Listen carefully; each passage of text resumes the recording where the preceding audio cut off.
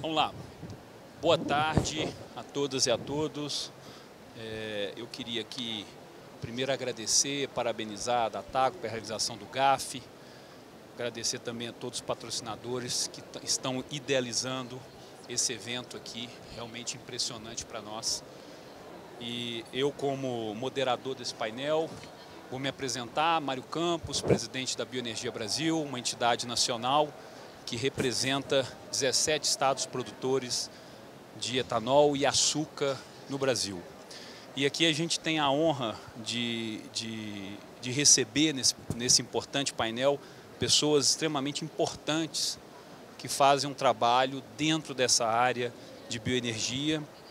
Eu vou aqui do meu lado, aqui está o Erasmo Batistella, CEO da Biege, uma grande empresa brasileira, aliás, uma empresa brasileira e mundial, atua no Brasil e no mundo. Realmente, e o Erasmo faz um trabalho também de promoção, né, do Brasil e dos biocombustíveis ao redor do mundo. Pedro Paranhos, CEO da Evolua Etanol, uma empresa extremamente importante, né, uma joint venture aí da Copersucar com a Vibra, que tem feito também um trabalho muito grande aí na comercialização de etanol. A Rafaela Siqueira, que é a coordenadora geral do Renova Bio e Política de Descarbonização do Departamento de Biocombustíveis. E em nome dela eu queria parabenizar e agradecer a todo o trabalho que o ministro Alexandre Silveira tem feito em prol dos biocombustíveis no Brasil, não só ele, toda a equipe, o secretário Pietro Mendes, o nosso diretor do departamento, Marlon Arraes. Então, realmente é uma grande equipe que tem feito um trabalho extremamente importante para a promoção dos biocombustíveis aqui no Brasil. Do lado da Rafaela está o Alejandro Padron, estrategista de commodities da XP. XP, que é um dos mais importantes patrocinadores desse evento. Seu nome é Alejandro. Eu agradeço e parabenizo a XP por apoiar esse importante evento aqui do GAF. E o Flávio Castellari, que hoje é especialista em acesso de mercados internacionais, que por muitos anos aí fez um tour aí pelo mundo vendendo etanol, maquinário para a produção de etanol, e conhece muita coisa, né, desses países que estão nesse segmento de bioenergia. O tema do nosso painel é biocombustíveis, novas rotas e mercados. Eu confesso que só desse tema aqui a gente ficaria aqui a tarde toda para debater essa questão. Mas o ponto aqui é que o Brasil tem, talvez no segmento de biocombustíveis, um maior case de sucesso na agregação de valor do agro. A gente consegue, né, pegar a produção agrícola, agregar valor com biocombustíveis, entrar dentro do segmento de energia, e a partir dessa plataforma que nós criamos aqui no Brasil, a gente tenta mostrar para o mundo que é possível fazer isso. E ao longo dos anos a gente teve muito apoio de política pública. Então aqui a gente vai falar de setor privado, como o setor privado vê essas questões, como está o mercado desses produtos, e vamos falar também de política pública e como que elas foram recentemente aí, construídas para que a gente tenha um mercado cada vez mais consistente, não só naquilo que a gente já faz, que é produção de etanol e biodiesel aqui no Brasil, biometano, mas aquilo que pode vir a ser realidade nesse mundo de biocombustível. A gente tem muita oportunidades para a gente integrar e agregar cada vez mais valor em outros ramos, no ramo de aviação, no marítimo, no ramo de pesados também. A gente ainda entrar cada vez mais com biocombustíveis em blends e mostrar realmente para o mundo que a nossa plataforma é uma plataforma replicável em muitos lugares. Então a gente tem esse desafio, e o nosso primeiro palestrante vai ser o Erasmo, CEO da Biege, que vai falar um pouquinho aí da Biege e com certeza dar a sua opinião sobre essa área, novas rotas e mercados, novos biocombustíveis. Por favor, Erasmo. Bom, obrigado, Mário. Um prazer estar aqui contigo nesse painel sobre a tua moderação, em teu nome aqui da Rafaela. Saudar todos os colegas desse painel. É super importante a gente falar sobre novas rotas de mercado. E, sem sombra de dúvida, ressaltar e parabenizar os organizadores desse evento, um evento fantástico, onde traz, né, para a cidade mais importante do ponto de vista financeiro e outros aspectos da América Latina, o agronegócio em todas as suas vertentes, e obviamente os biocombustíveis hoje são parte muito importante do agronegócio. E nós, em especial da BH, estamos muito felizes, Mário, de estar aqui hoje, porque essa energia elétrica que está movendo aqui o evento, ela está sendo gerada por geradores, isso é uma regra aqui, mas gerada com biocombustível fornecido pela BH, que é o nosso Bivante, que eu falo logo mais um pouco mais sobre ele. Mas, de forma muito rápida, nós somos uma empresa que nascemos para ser uma empresa de biodiesel, hoje com 7 fábricas, 5 no Brasil, 2 no exterior, atuando aqui na América do Sul e na Europa, mas estamos fazendo uma transição da nossa empresa para sermos uma plataforma na área de energias renováveis. E juntamente com todas essas pessoas que estão aqui, e com muitas, como você já mencionou, estamos trabalhando para colocar em prática o nosso propósito, que é ajudar a renovar liderar essa renovação energética e criar aí um futuro mais sustentável para as próximas gerações. E nesse sentido, eu acredito que o Brasil tem dado um show, principalmente no último ano, né, Mário? Você que acompanha muito de perto a questão das políticas públicas, e aqui nós temos que fazer um agradecimento muito grande ao Congresso do Brasil, que aprovou a Lei Combustível do Futuro e outras leis, mas destaco essa de forma unânime. E essa lei que veio do Executivo, liderado pelo ministro Alexandre, né, Rafaela, leve a nosso reconhecimento do setor de biocombustíveis pela liderança do MME, toda a dedicação de vocês para que a gente possa avançar e continuar avançando nessa pauta tão importante para a economia do Brasil, não só na questão ambiental, mas na economia do Brasil, que são os biocombustíveis. E quando o pessoal pediu para a gente falar um pouco sobre o futuro dos biocombustíveis, eu acredito que a gente pode dividir, né, pelo menos a minha visão, os biocombustíveis em 3 momentos. O atual, que é o nosso etanol, seja ele de milho, seja ele de cana, né? Nós somos reconhecidos no mundo pelo nosso etanol de cana. O nosso biodiesel, que tem aumentado o percentual e temos um caminho longo de produção e utilização de biodiesel. O biogás, o biometano, que vem crescendo a produção e a utilização deles. Então, eu vejo que esse é o que nós temos de imediato, atual, e que tem ajudado e muito na descarbonização. Isso é algo real que está acontecendo agora, e não só na descarbonização, ajudar também na economia. Nós apresentamos, o Mário, agora em Davos, no início do ano. O Camilo esteve lá conosco, o nosso time da BH que está aqui, ajudou a produzir junto com a Accenture um estudo que mostra que a produção de biocombustível gera em torno de 13 vezes mais PIB do que a produção de diesel ou gasolina, de combustível fóssil. Isso é um dado muito importante e que nós precisamos falar mais, porque a gente traz o tema ambiental, que é a nossa principal característica, mas nós, além de ajudarmos o meio ambiente, nós geramos emprego, renda e PIB, que é muito importante. E com um aspecto social importante, porque nós geramos mais emprego de qualidade em todo o Brasil. Agora, quando a gente olha os passos seguintes, a gente vê outros biocombustíveis se somando à nossa matriz energética, seja do Brasil ou do mundo. Eu destaquei aqui o Bivante, que é uma molécula nova que nós lançamos, eu falo rapidinho dele a seguir. O etanol de trigo, que nós estamos fazendo um grande investimento, isso também é uma novidade na matriz energética brasileira. O SAF e o HVO, que nós vamos, a partir de 2027, introduzir, fazendo as misturas iniciais aqui no Brasil, e tem um caminho grande para crescimento. E quando a gente olha para o futuro, para onde nós vamos, a gente vê aqui o hidrogênio que pode ser obtido, e a melhor rota é através do etanol, porque é muito mais fácil transportar etanol do que transportar amônia ou hidrogênio, né?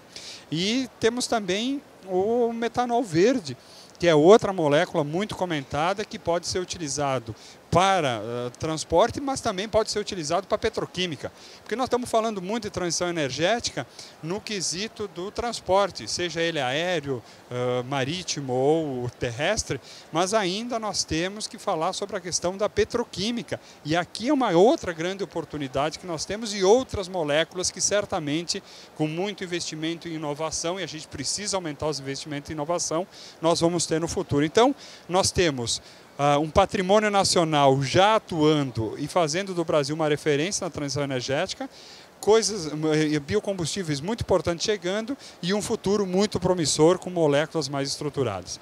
Falar rapidamente do etanol de trigo. Rio Grande do Sul hoje importa 100% do etanol que consome, veicular, industrial, etanol para higiene e limpeza, para saúde. Nós estamos montando uma usina lá, a base é trigo, a nossa safrinha, nós não temos milho de safrinha, nós temos os cereais de inverno, trigo e triticale, e nós vamos produzir. E aqui eu quero tratar um ponto muito importante, que é esse tema do alimento versus combustível, biocombustíveis. E nós temos dito que o agro produz alimento e combustíveis, ou biocombustíveis, alimento e energia. E tem um grão de trigo de baixa qualidade, o Pedro, que é um comercializador de etanol, viu, Pedro? De um grão de trigo de baixa qualidade, nós vamos extrair o glúten vital, que é proteína, alimentação humana. Nós vamos extrair o CO2, vamos purificar, é um insumo para a alimentação humana. Nós vamos extrair o etanol, que é energia renovável, e ainda vamos produzir o DDG e DDGS, que é alimentação animal. Ou seja, de um grão de trigo de baixa qualidade, nós vamos produzir 4 produtos para 4 mercados diferentes, indo da alimentação humana à energia e alimentação animal. E a gente precisa falar isso, a gente precisa difundir isso, porque nós que estamos trabalhando, todos nós aqui trabalhamos de alguma forma para defender o nosso biocombustível, trabalho que a gente está fazendo junto com a Marinha, com o MME, com várias associações na IMO. Esse tema da alimentação pega e a gente precisa falar muito e demonstrar o que nós estamos fazendo aqui. Estamos fazendo um grande investimento de SAF no Paraguai, estamos indo para o Paraguai por questões tributárias, esse é um outro tema que nós como país precisamos enfrentar. Nós precisamos baixar o custo tributário do Brasil, principalmente para novos investimentos e na transição energética. Isso não é uma crítica, é uma constatação. Todo mundo sabe quanto pesa a carga tributária no Brasil e a gente precisa enfrentar isso. Nós estamos em um projeto super avançado, SAF, HVO e NAFTA, obviamente com uma tecnologia já conhecida. Aqui é uma rota REFA, como o Plínio acabou de mencionar aqui, é a rota consolidada, o Alcohol to Jet está vindo, mas essa rota tem aí uma pequena vantagem nesse momento. E para ir fechando aqui minha explanação, trazer um pouco sobre o biocombustível oficial do GAF, digamos assim, que é o nosso B8 Bivante. Nós desenvolvemos essa molécula, nós temos a patente de processo e patente de produto, e ela foi desenvolvida por necessidade do mercado brasileiro. Eu tenho dito que a gente precisa cuidar muito do custo da transição energética, precisamos fazer ela de forma justa e sustentável em todos os aspectos. E aqui, esse biocombustível tem a capacidade de substituir em 100% diesel em diferentes modais. Ele está sendo já testado em grande escala na mineração, no marítimo, na máquina agrícola, no caminhão, no ônibus, na máquina da área de construção, nos geradores, e está movendo todo o nosso evento aqui, 25 mil litros de bivante sendo utilizado para gerar energia elétrica com net zero aqui.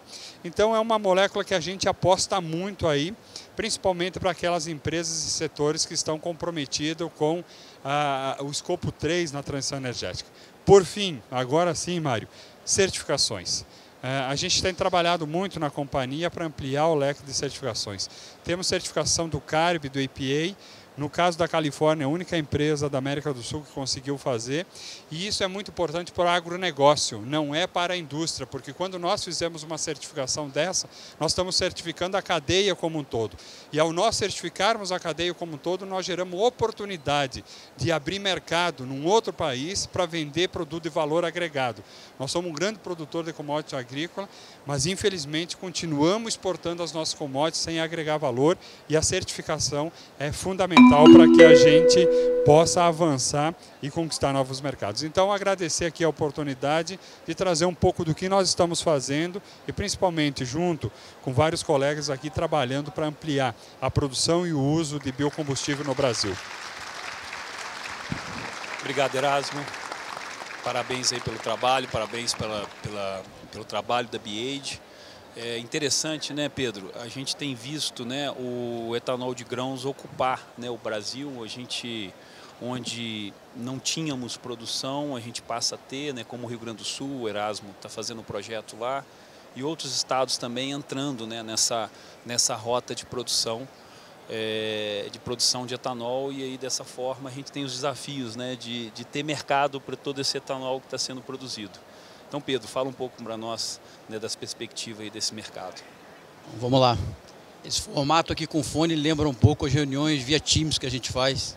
Então eu queria só ter certeza que a gente está presencial. Quem estiver ouvindo, se puder levantar a mão aí. Boa tarde a todos. Boa tarde a todos.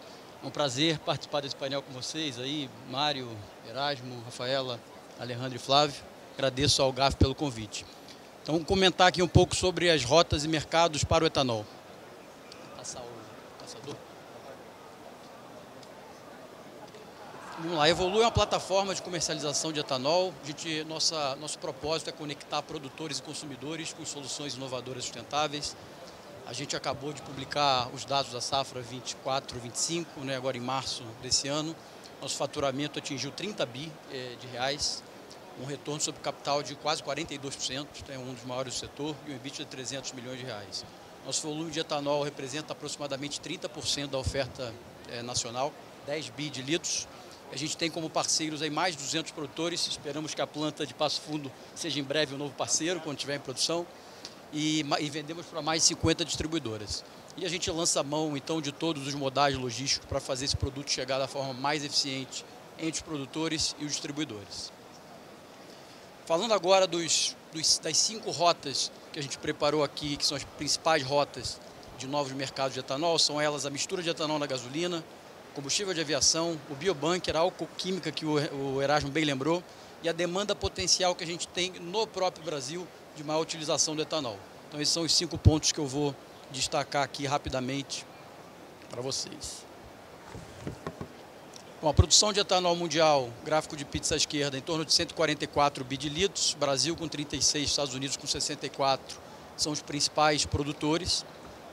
E no mapa à direita, vocês podem ver as misturas de etanol na gasolina em diversos países. Estados Unidos com 10%, Canadá com 10%. O Brasil tem 27%, mas vale um comentário adicional, porque além dos 27% de etanol misturado na gasolina, a gente também usa hidratado. Então, quando a gente faz essa conta de percentual de etanol no ciclo Otto, o Brasil mistura o equivalente a 46% de etanol na sua demanda de ciclo Otto. Então, é disparado a maior mistura, né, do mundo. E outro país que vale a pena destacar é o Japão. O Japão hoje, o círculo ali em azul, tem 2% de mistura via TBE, mas com plano de chegar a 10% nos próximos anos, o que levaria a demanda de etanol para mais 5 bi litros ano. Então essa é uma visão geral de como é que é a utilização de etanol no mundo. Combustível sustentável de aviação, esse é um mercado gigantesco e muito promissor, por isso ele ganha sempre muito foco e sempre muita atenção. Os números falam por si só. Então a demanda de QAV, né, querosene de aviação, em 2024, em torno de 357 bi de litros, com projeções de chegar a 420 até 2030. Se a gente considerar apenas 1% de SAF na rota etanol sobre essa demanda, isso significa 4,2 bi de litros de SAF. E como para cada litro de SAF é necessário 1,8 litros de etanol, a gente teria uma demanda de 8 bi de etanol por ano a partir de 2030, se apenas 1% do SAF for convertido para SAF baseado em etanol. Então esse é um primeiro mercado, né, relevante, fantástico, lembrem desse número, 8 bi de litros, está aí uma primeira oportunidade que a gente tem para explorar. Segundo mercado, biobunker. O biobunker utilizado em transporte marítimo, demanda atual em torno de 272 bi de litros, chegando a 311 até 2030. Se a gente novamente considera um percentual de 1% apenas nos motores dual fuel, né, que são os motores que podem usar também metanol e etanol, a gente tem mais um potencial de demanda aqui em torno de 3 bi de etanol por ano, né, a partir de 2030. Então esse é um novo potencial mercado que está sendo desenvolvido. A alcoquímica, que a gente já falou e não podemos esquecer, esse é o polietileno verde ou o plástico verde. Essa é uma tecnologia já conhecida e esse é um processo que roda, né? A gente tem plantas aqui no Brasil produzindo esse produto e hoje é uma demanda apenas de 0,2% da demanda atual é de polietileno verde. Se a gente considerar 1% dessa demanda sendo atendido por etanol, tem outros 3 bi de litros de demanda potencial. Então, está aí um novo mercado que também está sendo desenvolvido, tem plantas novas em construção no mundo e um potencial gigantesco para a próxima década.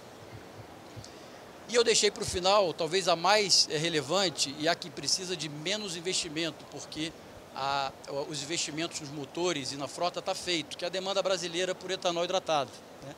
Então a gente tem no Brasil, no gráfico à esquerda, o consumo total de combustíveis do ciclo Otto, em torno de 60 bidilitros. Lembrando que quando a gente fala de ciclo Otto, a gente está falando de gasolina A, de etanol anidro e etanol hidratado, o somatório desses três produtos. Então, em torno de 60 bidilitros.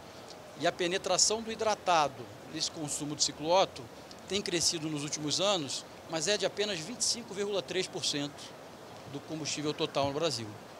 Então, o potencial de aumento de uso do etanol no Brasil é gigantesco e a frota está dada, né? 90% da nossa frota é de flex fuel, então não precisa de investimento em novas plantas industriais para conseguir absorver essa demanda. O que naturalmente a gente precisa é de produção e preços competitivos. Como isso funciona? E aí eu vou chegando mais próximo do fim. A gente vê um mapa aqui, né, do Brasil, os estados em verde são os estados com a paridade comumente aceita favorável para o etanol, 70% da paridade de gasolina. Então, por exemplo, o estado de São Paulo, o estado de Minas, Paraná, são estados que normalmente o hidratado é muito competitivo. Os estados em laranja são estados com paridade entre 70% e 75%. Então, eles estão próximos aos 70%, mas ainda não chegaram lá. Por exemplo, Santa Catarina, no Rio e Espírito Santo. E os estados com paridade mais distante, né, de serem competitivos no hidratado, como, por exemplo, o Rio Grande do Sul. O Rio Grande do Sul é um bom exemplo. A gente espera que essa planta nova traga uma maior competitividade também para o hidratado no estado do Rio Grande do Sul. Colocando tudo isso na conta, o Brasil atinge uma paridade média de 73%, né, de etanol versus gasolina na bomba. Essa é a paridade média do Brasil. E qual a oportunidade que a gente tem? Se a gente considerar essa paridade baixando de 73% na média para 68%, ou seja, 5 pontos percentuais, isso significaria aumentar a demanda de hidratado, a participação de hidratado no ciclo Otto, de 25% para 32%, e isso significa uma demanda adicional de quase 5 bidilitros de hidratado. Então a gente tem uma oportunidade fantástica disponível dentro, né, do nosso próprio país, sem precisar de grandes investimentos do lado da demanda. Obviamente a gente precisa de investimento na produção e preços mais competitivos. Além disso, o aumento da mistura previsto aí para os próximos meses, Rafaela, deve elevar a produção, a demanda de anidro em mais 1,3 bidilitros. Então a gente tem aí, arredondando, né, a demanda potencial no Brasil de 6 bidilitros nos próximos anos, que é uma oportunidade ímpar. Então, fazendo um resumo disso tudo, né? Vocês devem lembrar do número de SAF. A gente falou aqui do SAF, 8 bidilitros, essa é a demanda potencial, se apenas 1% de mistura for convertida em SAF de etanol. Biobunker mais 3 bidilitros, álcool químico outros 3 e a demanda potencial no Brasil de 6. E aqui a gente nem considerou o Japão ainda, porque é aquela mistura de 2 para 10%, porque ainda está em processo de regulação. Quando a gente soma tudo isso, a gente está falando de uma demanda de 20 bidilitros a partir da próxima década. Então é uma oportunidade fantástica e essa é a oportunidade que todos nós temos pela frente. Muito obrigado.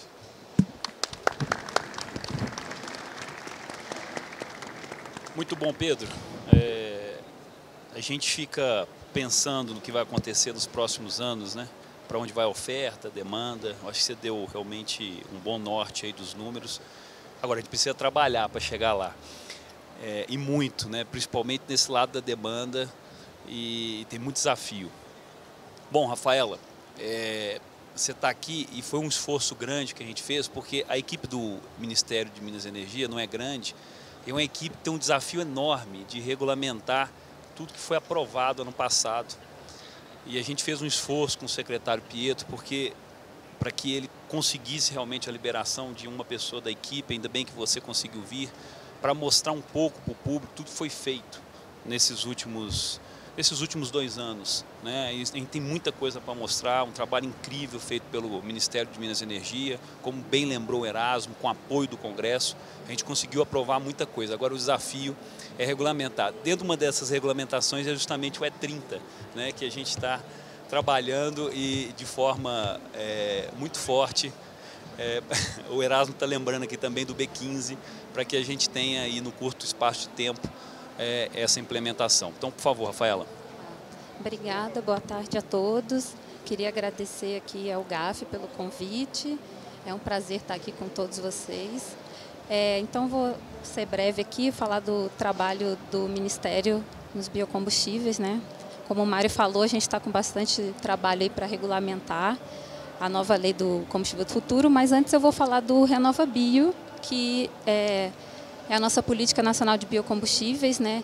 Que mostra que é viável a gente implementar políticas públicas que promovem uma transição para uma matriz energética mais sustentável e que nós podemos integrar as políticas públicas com o objetivo de descarbonização e com um alinhamento com as metodologias internacionais já reconhecidas de certificação. E é importante destacar que o RenovaBio ele promove uma descarbonização a um custo muito baixo, né, para o consumidor. Acho que é a mais baixa do mundo, assim, se você olhar qualquer programa de descarbonização, o custo do RenovaBio é muito baixo. Isso é ótimo para os nossos biocombustíveis. Inclusive, foi reconhecido pela Agência Internacional de Energia como um dos mecanismos de carbon accounting.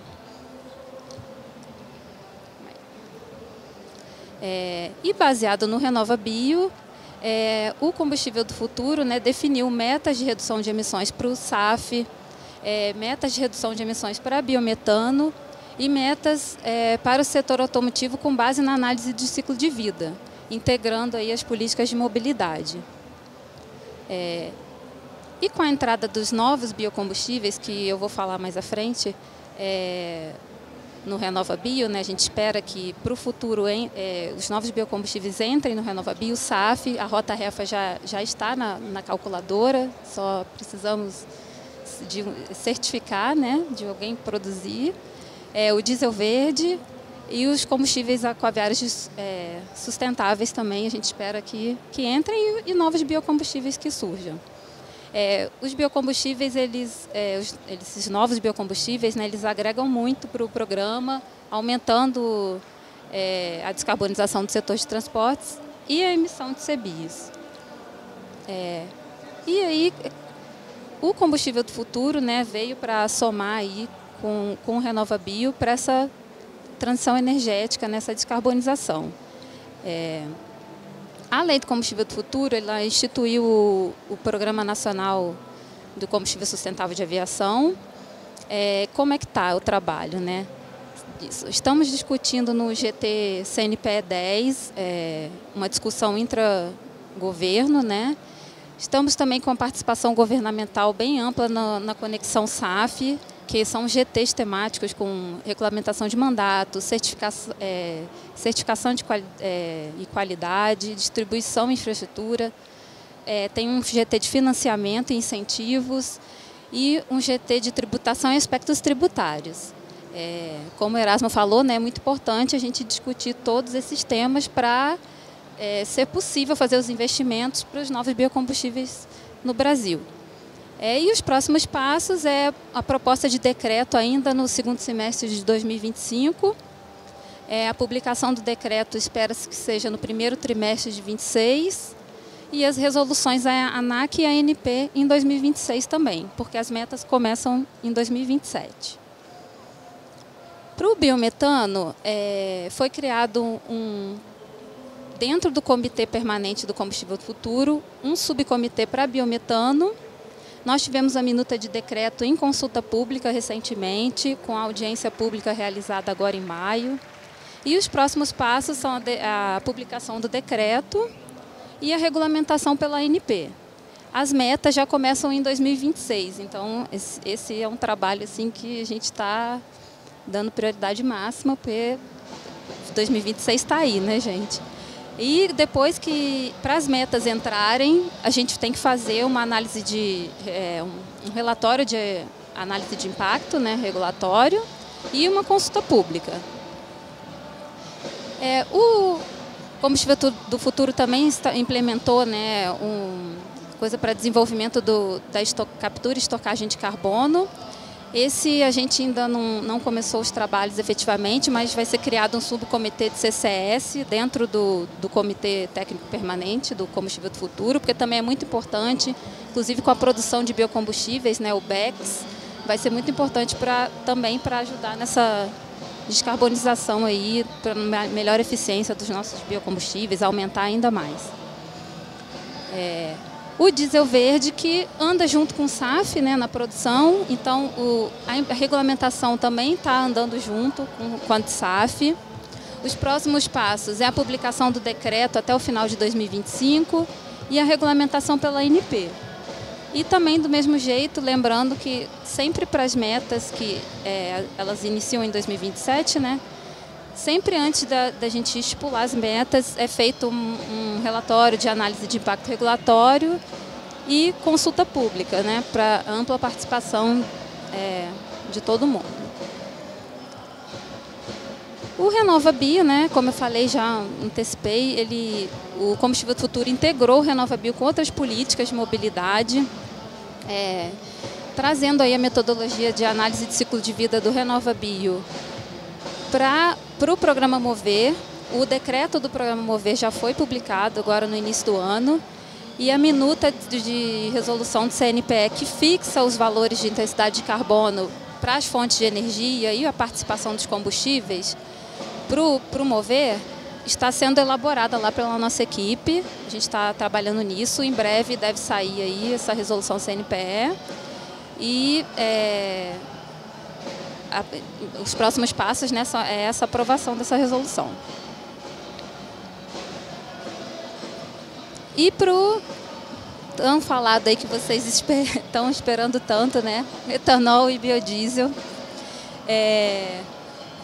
realizamos no final do ano passado o workshop sobre essa evolução de mistura, né, lembrando que a Lei do Combustível do Futuro prevê o aumento do etanol até E35 e do biodiesel até B25, contanto que seja comprovada a viabilidade técnica, né? E no E30 já foram feitos, já tem um relatório de testes do IMT finalizado e a viabilidade técnica foi constatada e o aumento de teor de mistura já está nas mãos do CNPE, né? Cabe ao CNPE agora ver a melhor hora para colocar o E30 aí. A gente espera que seja em breve, né? Acho que todos.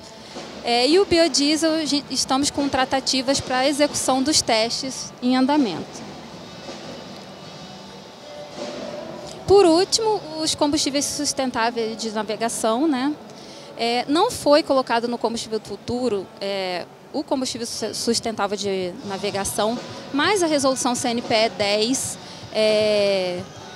propõe que seja feito um estudo, um trabalho para viabilizar a entrada desse combustível no RenovaBio. Então, já está sendo feito dentro do GT do CNPE 10, já estão sendo feitas discussões sobre isso. E após o relatório ficando pronto desse subcomitê dentro do GT, vão ter as publicações dos atos normativos e a regulamentação para que esse combustível também faça parte aí do programa. Obrigada, gente. Fui rápida para ter tempo. Muito obrigado, Rafaela. Bom, agora eu vou passar a palavra para o Alejandro, da XP. A XP começou a operar a CBio esse ano, né, Alejandro? E aí fazendo um gancho aí com a apresentação da Rafaela, tudo que foi feito, né?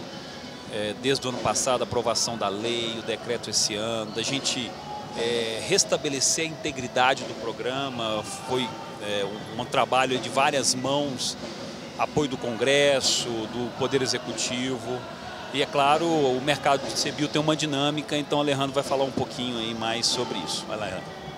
Bom, obrigado, uma honra estar aqui dividindo o palco com gente referência no tema, né? E legal ver o GAF, o segundo ano que eu estou aqui pela XP, legal ver o evento que o GAF está se tornando, né? Essa união de ecossistemas aqui é bem legal e acho que vai crescer cada vez mais. Eu vou pegar um ganchinho que a Rafaela trouxe, né, do RenovaBio, primeiro porque é o primeiro ano que a XP atua como escriturador de CBios, né? A gente está entrando de cabeça a primeira safra, né? A gente já tinha uma atuação antes só para compra da parte obrigada, né, de CBios, Agora a gente está com, enfim, produto completo, né? E também porque o RenovaBio é um programa assim, sensacional, acho que é uma solução de mercado do Brasil para o problema de descarbonização, uma solução de mercado, né? Aplicado ao setor de transporte, né? Que polui 15%, né? Globalmente falando, o setor de transporte polui 15%, né, anualmente, só contando carro, van, caminhão, se adicionar shipping mais ainda, né? E é um programa que, enfim, muito importante, tá? E ali, então, vou fazer breve, tá? Trazer um tema, né? O RenovaBio também passa por um momento delicado, né? A gente tem aí uma série de judicializações, distribuidoras menores, né? Que não estão comprando CBIOs, né? Isso está tendo impacto no mercado, né? Então, uma política pública que, né, visa uma transição energética, visa descarbonização, com tantos efeitos benéficos, né, de economia, de emprego, né, de meio ambiente, está sendo, aspas, deturpada, né, e tem players atuantes que estão tirando proveito econômico disso, né?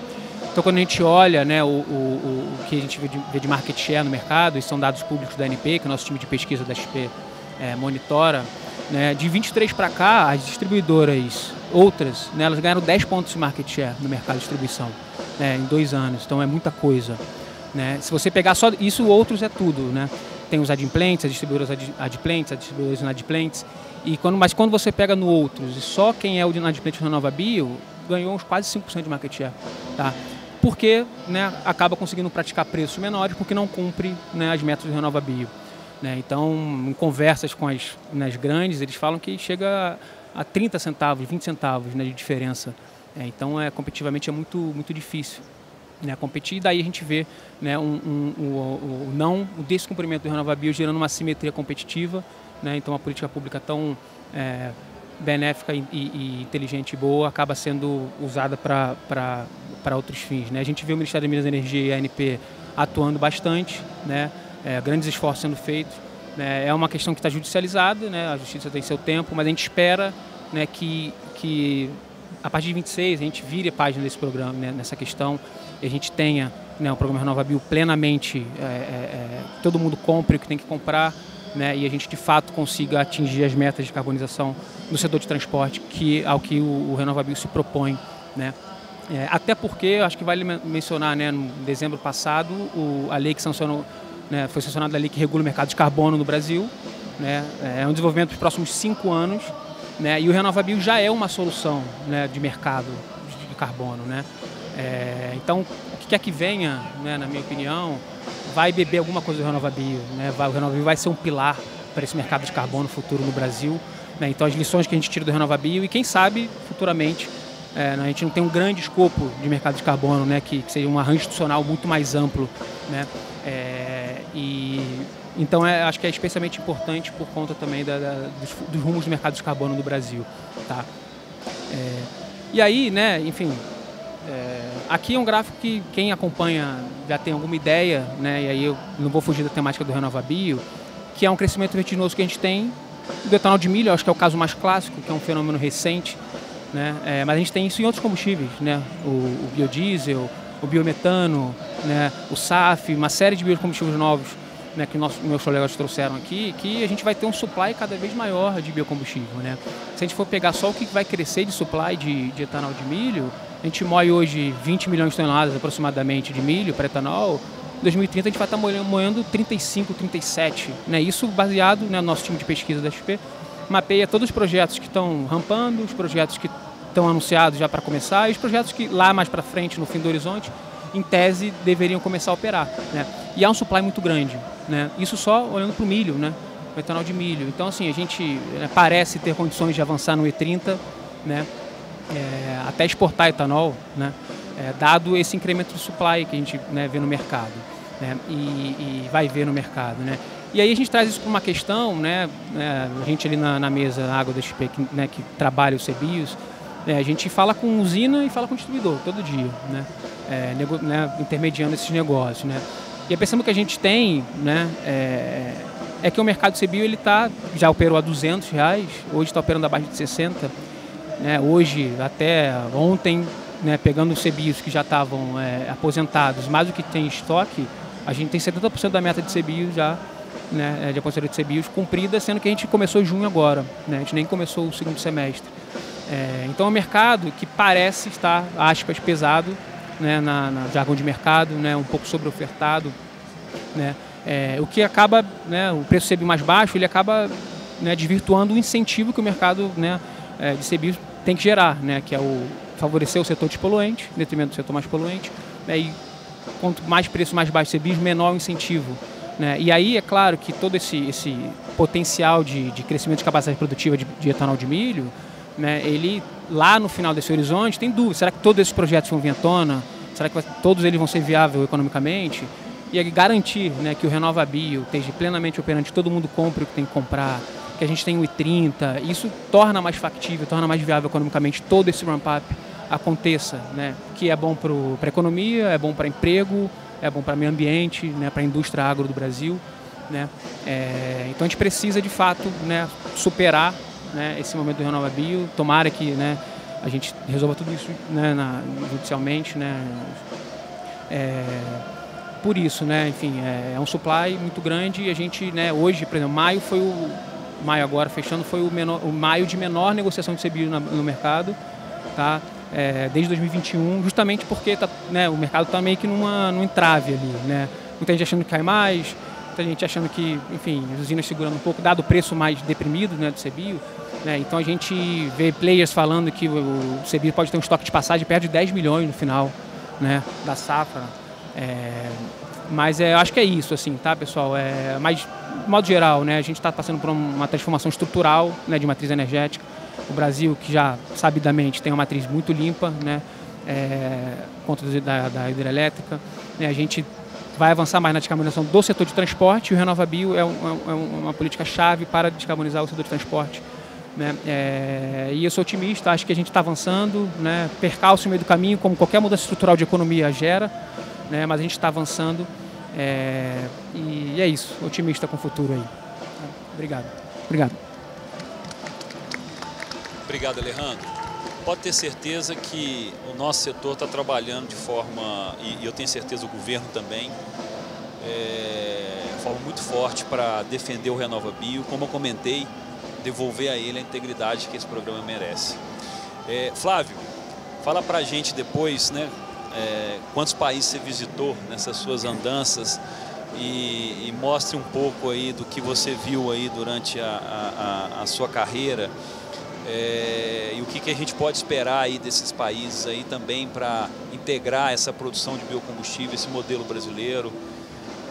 Então, passar a palavra para você, que você dê esse depoimento para nós. Obrigado. Obrigado, Mário. Obrigado por dividir o painel com todos. Como diz a Datagro, faixa preta, né? Só tem faixa preta aqui comigo hoje. Eu sou o mais júnior da turma aqui. Eu ia falar de uma rota de hidrogênio, mas meu moderador falou que é para mim mudar o assunto, porque nós temos pouco tempo, não dá para fazer a apresentação inteira, e aí vai prejudicar um pouquinho. Mas eu quero só deixar uma mensagem que é uma grande oportunidade para o nosso setor, o hidrogênio. Né? Hoje tem quase 100 milhões de toneladas que são consumidas de hidrogênio anualmente, só 1% vem de fonte limpa.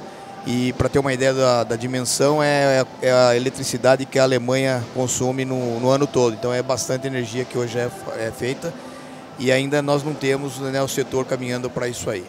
Mas o Mário me pediu aqui para falar para vocês exatamente isso, as oportunidades que a gente viu nesses últimos 20 anos. Eu venho viajando o mundo todo, Ásia, África e América Latina, analisando, vendo e levando a tecnologia brasileira, não só de produção, mas de uso, e as políticas públicas. Então aqui cobre tudo, né? Aqui o painel nosso cobriu tudo isso aí. Nós enxergamos nesse mundo todo, né, grandes oportunidades para o nosso setor. Por quê? São mais de 100 países que produzem cana de forma, né, industrial. Então a gente tem aí vários países produzindo cana-de-açúcar, a maioria só produzindo açúcar, alguns já indo para etanol, alguns indo para energia elétrica, mas a oportunidade que isso aí traz para a gente, ela é muito grande. Né? Se você pensar hoje nos dois maiores produtores de cana-de-açúcar, que hoje tem mistura de etanol, que é o Brasil e a Índia, são 1 bilhão de toneladas de cana-de-açúcar, só entre dois países, né? E que geram o quê? Uma matéria-prima para esses combustíveis, essas novas rotas que nós estamos vendo entrar no mercado, como o SAF, como o hidrogênio verde e outras rotas que estão vindo muito forte.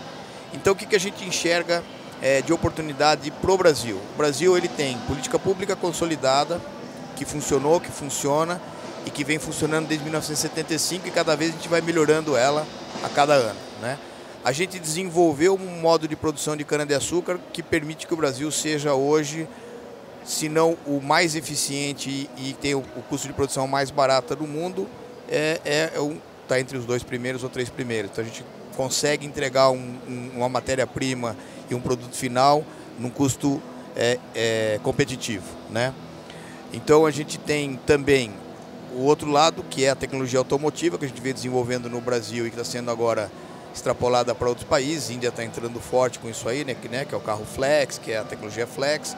Nós estamos desenvolvendo os reformadores para trabalhar o hidrogênio, né, como disse, né, o pessoal que falou antes, é a melhor forma de você carregar o hidrogênio, se você for pensar em hidrogênio, né. Então tudo isso aí o mundo viu nos últimos anos, né, a gente vem falando muito disso aí, mas foi se consolidando cada vez mais, com a entrada de países com players mais fortes, adotando o modelo brasileiro, né? Então hoje a gente enxerga a África começando a crescer a produção dela de cana-de-açúcar, e aí vem com o que o Erasmo falou, é alimento versus, né, combustível não existe mais, para mim é comida plus, né, energia, nós precisamos dos dois, e quando você começa a pensar em desenvolver um país, um continente como o africano, é muito importante você produzir açúcar, você produzir alimento. Só que você não consegue atingir uma escala de produção de alimento de açúcar necessária se você não juntar a produção de energia. Então você tem o bagaço, você pode produzir o etanol, você pode aproveitar, né, o açúcar da cana não só para o açúcar para consumo, mas o etanol também. Então você começa a agregar valor e a diversificação brasileira mostra que isso aí é possível e é necessário, né? Hoje montar uma usina que faz só açúcar não funciona mais, então a gente tem que pensar na diversificação. A alcoquímica está vindo muito forte, que é outra rota super interessante, né? Quando você fala de produzir plástico com etanol ou inclusive plástico com açúcar. Existem rotas hoje que você pode produzir, né, o PLA usando açúcar como matéria-prima. Então tudo isso aí demonstra que o nosso setor está se transformando no sonho que a gente tinha há muitos anos atrás, da gente não ter mais, né, um engenho, uma usina, e sim uma biorefinaria, né? Nós vamos fazer muito mais coisa com a nossa matéria-prima, agregando valor, né, e parando de queimar, por exemplo, o bagaço, que é um pecado, né? Você queimar o bagaço, eu acho que é a forma menos eficiente que você tem para gerar um produto final. Então a gente começa a enxergar isso aí, a gente vê forte vindo a questão de gasificação, pirólise, né, recuperação de gás através de calor. Então você começa a ver várias tecnologias emergindo, né? Como disse o Erasmo, o HVO está aí já bombando e caminhando. O álcool jet está vindo também muito forte, já tem uma planta operando nos Estados Unidos e outras plantas sendo planejadas. O que nós precisamos fazer é garantir matéria-prima, precisamos garantir biodiesel, precisamos garantir etanol para esse pessoal. E aí, nessas minhas andanças, a gente vê que o mundo tem esse potencial. E qual é esse mundo? É o mundo que está abaixo do Equador, é o mundo que está em desenvolvimento, né? É um mundo que ainda necessita desenvolver o seu povo. E com isso, a gente traz esse tipo de força para esses países quando eles ingressam nessa onda que o Brasil vem surfando há anos e que mostra que a realidade existe, ela é factível e ela é economicamente viável, né? Porque o grande problema de você produzir um biocombustível é quanto ele vai custar, quem vai comprar, quem está disposto a pagar um prêmio por esse combustível, né? Então a gente tem que tentar realmente baixar o custo de produção através de novas tecnologias, através da diversificação, né? E a cada dia a gente vê produto novo saindo no mercado e tecnologias novas avançando e se tornando economicamente viável, né? Você pensar 2, 3 anos, 4 anos atrás, produzir hidrogênio com biomassa, você não competia com fóssil, hoje já está começando a se tornar quase competitivo. Então quando você começa a analisar essa evolução tecnológica que está vindo e a necessidade do mundo de descarbonização, o Brasil está no caminho certo e a gente tem como compartilhar com o mundo essa expertise que a gente tem, essa tecnologia, e não tem nenhum país hoje que tem o nível de biomassa na fábrica que o Brasil tem, né? Se você pensar, você tem 200 e poucos milhões de toneladas de bagaço na fábrica para ser entregue a hora que você quiser, praticamente sem custo. Você tem a capacidade do Brasil de aumentar a produção, né? Se você pensar que há 7 anos atrás não tinha etanol de milho, hoje é quase 25% da produção brasileira, né? Então, quer dizer, a gente demonstra que o agro reage rápido, de uma forma eficiente e principalmente de uma forma sustentável, Mário. Então, eu acho que o Brasil pode transportar isso aí para todos os outros países e todos os países têm condição de fazer o que a gente vem fazendo, só adaptando pouca coisa para cada país.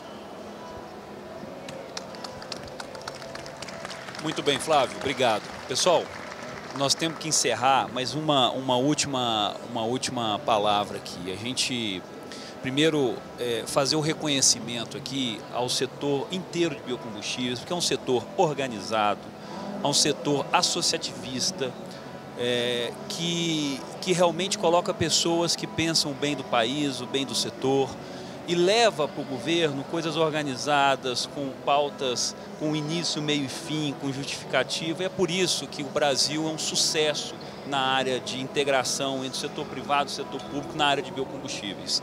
A gente conseguiu no ano passado realmente um resultado fantástico com o apoio do Congresso, com o apoio do governo federal. Temos conseguido também um resultado fantástico nos estados, com o apoio de muitos dos governadores que estiveram aqui mais cedo. Então, de fato, realmente a gente tem que valorizar muito o que as entidades nossas, regionais, estaduais, nacionais, fazem por esse setor.